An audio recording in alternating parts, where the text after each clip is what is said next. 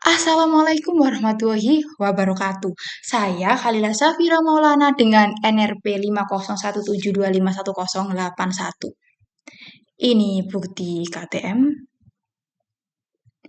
Nah, pada video kali ini saya akan menjelaskan diagram hubungan tekanan dan suhu atau PT diagram yang menunjukkan pembagian fasies metamorfisme serta hubungan jalur gradien metamorfisme dengan tatanan tektonik bumi berdasarkan diagram referensi yang diberikan. Jadi ini ada gambar yang pertama. Ya udah saya buat. Kemudian ini gambar yang kedua.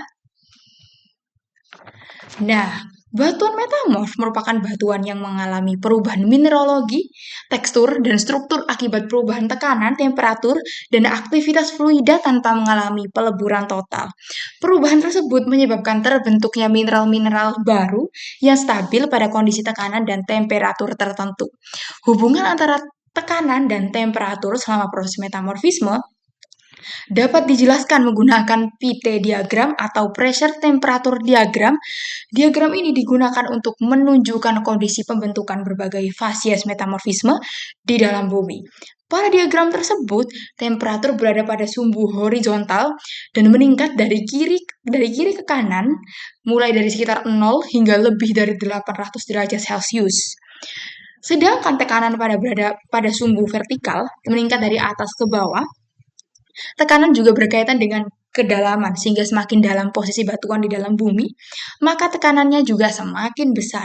Berdasarkan kondisi tekanan dan temperatur tersebut, terbentuk beberapa fasies metamorfisme yang menunjukkan lingkungan geologi tertentu. Fasies yang pertama adalah zeolit fasies. Zeolit fasies terbentuk pada kondisi tekanan dan temperatur rendah. Temperatur umumnya kurang dari 200 sampai 300 derajat Celcius dengan tekanan rendah. Fasies ini menunjukkan metamorfisme derajat sangat rendah dan biasanya terjadi pada tahap awal penguburan sedimen maupun metamorfisme dasar samudra. Mineral khas pada fasies ini adalah mineral zeolit. Pada diagram tekanan dan suhu, zeolit fasies berada di bagian kiri atas karena menunjukkan kondisi temperatur dan tekanan rendah. Fasies yang kedua adalah Greenskis fasies.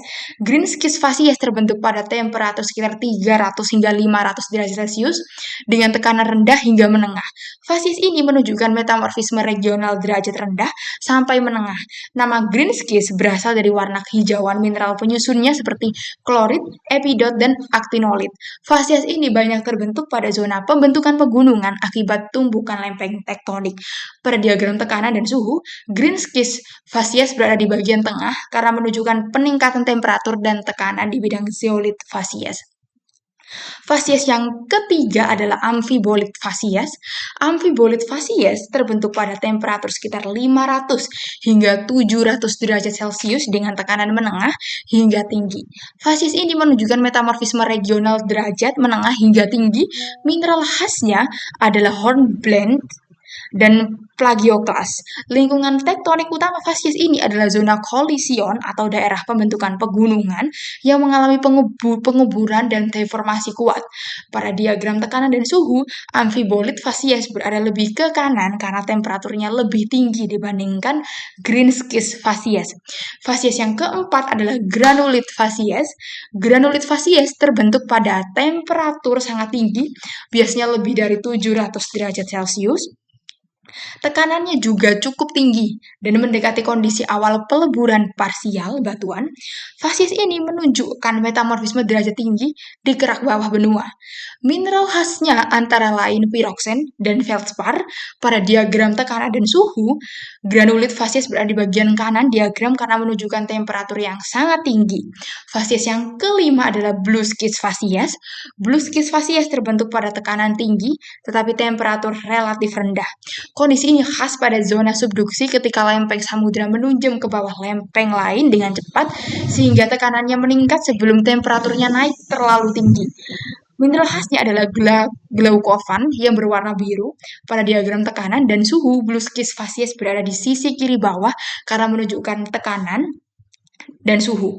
Blueskis fasies berada di sisi kiri bawah karena menunjukkan tekanan tinggi namun temperaturnya rendah. Nah, fasies yang keenam adalah eklogit fasies. Eklogit fasies terbentuk pada tekanan sangat tinggi dan temperaturnya mulai dari menengah hingga tinggi. Fasies ini terbentuk pada kedalaman sangat besar di zona subduksi. Mineral khasnya adalah garnet dan omfasit. Pada diagram tekanan dan suhu, eklogit fasies berada di bagian bawah diagram karena menunjukkan tekanan yang sangat tinggi. Fasies ini menunjukkan bahwa batuan telah mengalami metamorfisme pada kedalaman yang sangat dalam. Selain menunjukkan fasies metamorfisme, diagram tersebut juga memperlihatkan hubungan antara gradien metamorfisme dengan tatanan tektonik bumi. Gradien metamorfisme merupakan perubahan temperatur terhadap kedalaman dan atau tekanan di dalam bumi. Setiap lingkungan tektonik memiliki gradien metamorfisme yang berbeda-beda. Lingkungan pertama adalah low pressure high temperatur metamorfisme. Metamorfisme ini terjadi pada daerah vulkanik atau dekat intrusi magma.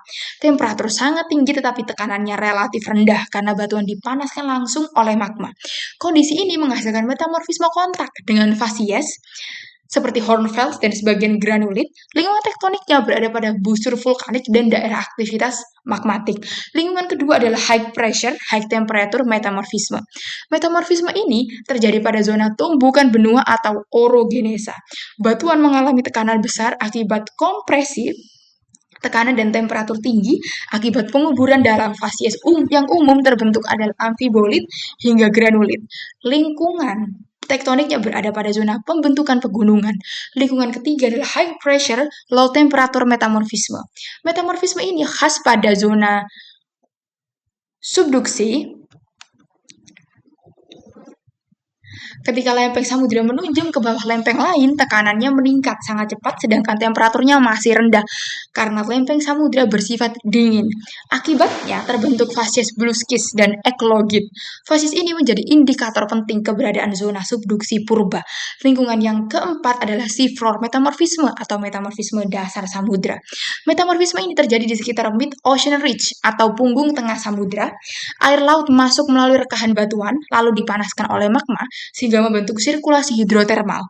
Proses ini menyebabkan alterasi mineral pada kerak samudera dan menghasilkan fasies zeolit hingga greenskis.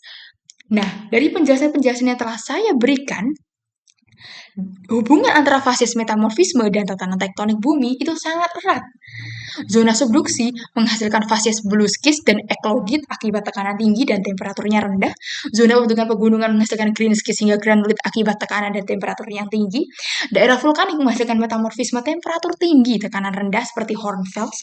Sedangkan mid-ocean ridge menghasilkan metamorfisme hidrotermal pada fasies zeolit dan greenskis. Nah, jadi dapat disimpulkan diagram tekanan suhu atau PT diagram menunjukkan bahwa setiap fasies metamorfisme terbentuk pada kondisi tekanan dan temperatur tertentu. Perbedaan jalur gradien metamorfisme dikontrol oleh lingkungan tektonik bumi seperti zona subduksi, zona orogenesa, aktivitas vulkanik, dan dasar samudra. Dengan mempelajari fasies metamorfisme, geolog dapat mengetahui kondisi fisik, kedalaman pembentukan, serta sejarah tektonik dari suatu wilayah. Sekian adalah penjelasan dari saya. Saya ingin meminta maaf apabila ada salah kata dan perbualan dalam video ini. Saya ingin berterima kasih kepada kalian yang telah menonton video saya hingga akhir. Wassalamualaikum warahmatullahi wabarakatuh.